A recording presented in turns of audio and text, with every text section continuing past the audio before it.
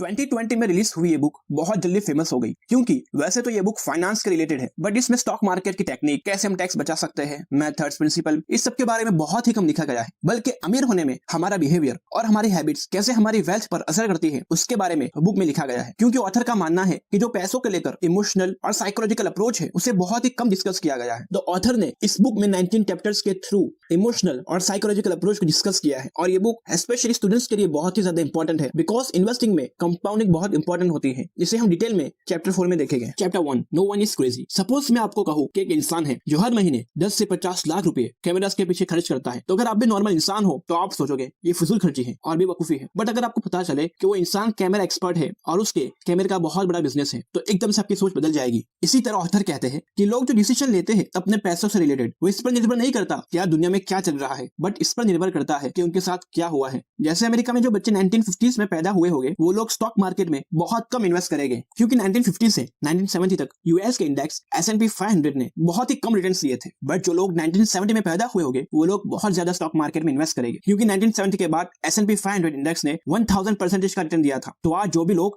कितने ही रिस्की या great investment decision लेते हैं, चाहे हॉर्स रेसिंग या गैम्बलिंग या स्टॉक मार्केट में इन्वेस्ट करना, वो उनकी सिचुएशन से आए हैं। जैसे जो लोग अमीर घर में पैदा हुए होंगे वो लोग आसानी से पैसे स्टॉक मार्केट में लगा देंगे, बजाय वो इंसान जो गरीबी में पैदा हुआ होगा। सो इन शॉर्ट, आज हर इंसान अपनी जगह सही है, बट हम उससे बिना किसी रिसर्च करे सबको जज करते हैं, क्योंकि उन लोगों के हालात ने उनका माइंडसेट ऐसा बनाया है, फिर चाहे वो सही हो या गलत। उसी तरह हमें भी आज दुनिया में क्या चल रहा है उसे देखकर डिसीजन लेना है, बजाय हमारे साथ क्या हुआ था ये देखकर। Chapter 2, risk and luck. अब आज दुनिया में जो भी इंसान सक्सेसफुल हुआ है उसके पीछे लक का बहुत बड़ा हाथ है, फिर चाहे वो माने या ना माने, और फिर चाहे वो कोई भी हो। और कई लोगों के लक ने उनको फेल भी किया है। So luck matters a lot. For example, अगर स्टीव जॉब को एप्पल में से ना निकाला जाता तो शायद आज Pixar studio, Toy Story, Next computing ना होता। अगर जेके रोलिंग्स की मैनचेस्टर से लंदन जाने वाली ट्रेन 4 घंटे लेट ना होती तो आज शायद हैरी पॉटर ना होता। और जैसा रिसेंटली इंग्लैंड वर्सेस न्यूजीलैंड के फाइनल मैच में जिसमें बेन स्टोक्स की अच्छी किस्मत ने उनको T20 विनर बनाया, और दूसरी तरफ उसका गुड लक न्यूजीलैंड के लिए बैड लक साबित हुआ। और लॉकडाउन पूरी दुनिया के लिए बैड लक था, लेकिन कुछ लोगों के लिए गुड लक था, जैसे जूम मीटिंग के लिए और कुछ यूट्यूबर्स के लिए और कुछ फार्मास्यूटिकल्स कंपनीज के लिए। तो आज कंपनीज रिस्क मैनेजर हायर करती है।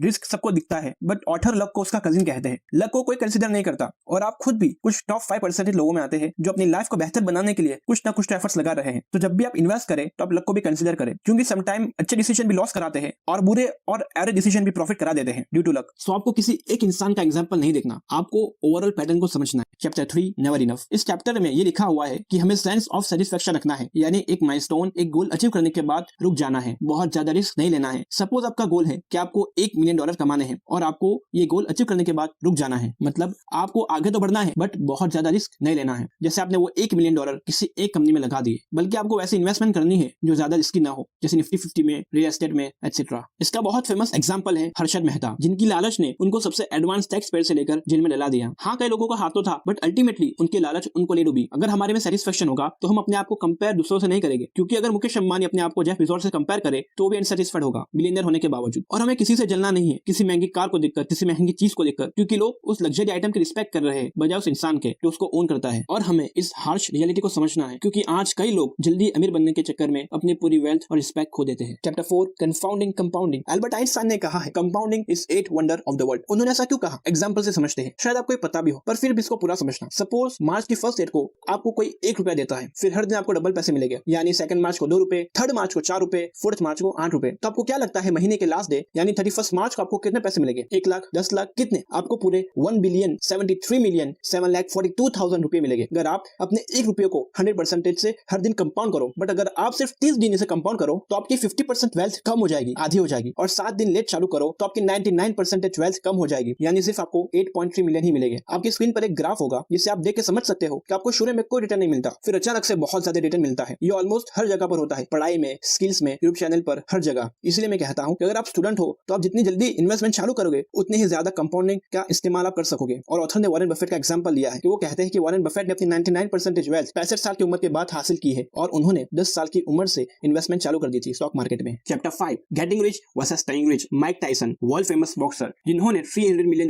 कमाए थे, बट 2003 में माइक टायसन ने बैंकरप्सी के लिए अप्लाई किया था, क्योंकि getting rich is a lot easier than staying rich. क्योंकि जितने भी लोग लॉटरी जीतते हैं उनमें से 70% लोग सब कुछ खो देते हैं। और उसी तरह सुशील कुमार, जिन्होंने केबीसी से 5 करोड़ रुपए जीते थे वो आज दूध बेचकर अपना घर चला रहे हैं, क्योंकि फाइनेंस को मैनेज करने के लिए डिसिप्लिन और नेगेटिव एटीट्यूड चाहिए। बिकॉज ऑथर कहते हैं कि जो पैसे आपने कड़ी मेहनत से कमाए हैं वो बहुत जल्दी आप गवा भी सकते हो। सो मॉर्गन चैपल एडवाइस देते हैं कि हमें बेफिजूल खर्चे नहीं करने, बिकॉज वी पे द प्राइस फॉर एवरीथिंग। अगर आपको कार खरीदनी है तो आपके पास 3 ऑप्शन है, या तो सस्ती गाड़ी ले लो, या महंगी गाड़ी लो, या तो फिर चोरी करो। सो 99% of people third option choose नहीं करेंगे। सो अगर आप भी महंगी गाड़ी लेते हो 50 लाख की, तो फ्यूचर में आपका पैसा 100% डेप्रिशिएट होगा, सो आपकी वैल्यू कम होगी। और आप 5-10 लाख की गाड़ी ले लेते हो और कोई स्टॉक या प्रॉपर्टी में दूसरे पैसे इन्वेस्ट कर देते हो, तो फ्यूचर में आपका पैसा अप्रिशिएट होगा और लॉन्ग टर्म में आप और वेल्थी हो जाओगे। सो या तो अमीर होने का नाटक करो या रियलिटी में अमीर बनो, ये आपके ऊपर है। सो ये कुछ चैप्टर्स की कुछ समरी थी, और किसी भी इंसान के लिए पॉसिबल नहीं है कि वो बुक की सब चीजें छोटे से वीडियो में समझा सके। और जो आप समरी देखते हो बुक्स की, वो मुश्किल से 1-2% होगी उस पूरी बुक की। इसलिए मैं आपको सजेस्ट करूंगा कि एक साल में एक बुक ही सही, मगर उसे पढ़कर समझने की कोशिश करो। अगर आप इस बुक की बात अच्छी लगी हो तो आप उसे खरीद सकते हो, जिसकी लिंक आपको डिस्क्रिप्शन में मिल जाएगी। अगर आपको दूसरा पार्ट चाहिए तो मैं कमेंट्स में जरूर बताएं। अगर वीडियो अच्छा लगा हो तो लाइक करें, शेयर करें, सब्सक्राइब करें, हमें इंस्टाग्राम पर फॉलो करें और नोटिफिकेशन बेल ऑन कर दें। Thank you so much for watching.